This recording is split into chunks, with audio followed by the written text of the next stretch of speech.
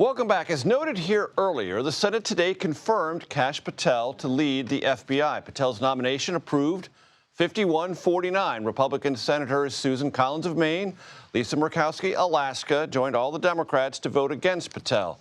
During the process of confirmation, some senators expressed concern that Patel might use the Bureau's power to go after perceived political enemies of the president or the president's agenda. Scott MacFarlane, our justice correspondent, joins us now. Remind the audience, Scott, why those concerns persist.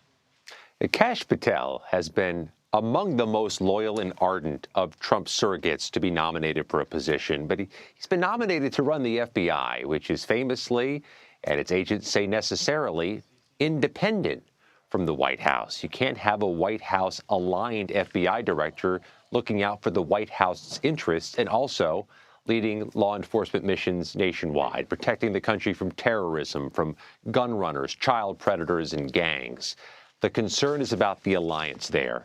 Kash Patel has also been a pretty provocative surrogate for the president. He has been a loyal defender of January 6th Capitol rioters. He's been somebody who said there should be prosecutions of political enemies and the media.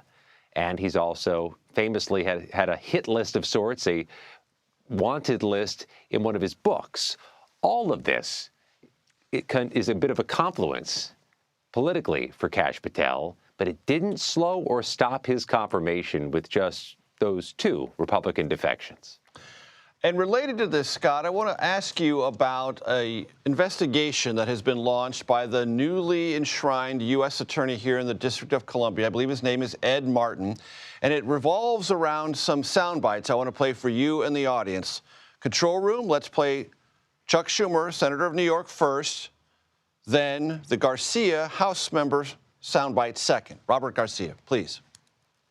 I want to tell you, Gorsuch, I want to tell you, Kavanaugh, you have released the whirlwind, and you will pay the price. You won't know what hit you if you go forward with these awful decisions. What I think is really important, and what the American public want, is for us to bring actual weapons to this bar fight. This is an actual fight for democracy, for the future of this country, and it's important to push back on the chairperson of this committee. Scott, what's this investigation about, and what's the relevance of those statements we just heard? One from 2020, one from this year. In an internal memo to staffers, the newly appointed acting U.S. Attorney Ed Martin says he's inquiring into what Chuck Schumer meant when he said those things in March 2020. Also, Congressman Garcia, second-term Democrat from California, publicly released a letter of inquiry, he says he was sent by Ed Martin, about those comments on CNN. About the March 4th, 2020 statements about Justice Kavanaugh from Chuck Schumer, according to a response to Ed Martin from Schumer's staff, the senator cleaned that up a day later, saying he meant no violence or no threats towards the judges. As for Robert Garcia, he's saying he meant no harm and no threats, and that it seems that Ed Martin is trying to chill the freedom of speech of acting lawmakers, which feels a lot like the political rhetoric of 2024 in reverse.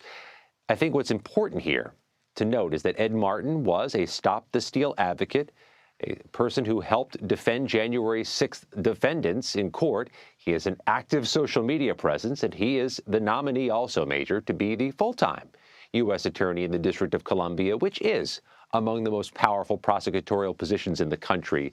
The U.S. attorney for D.C. declined to respond to our request for comment. And Scott, very quickly, when you and I were in New York, we talked about Governor Kathy Hochul. We talked about New York City Mayor Eric Adams. The governor has decided to limit Mayor Adams' power, but not remove him. What do we know?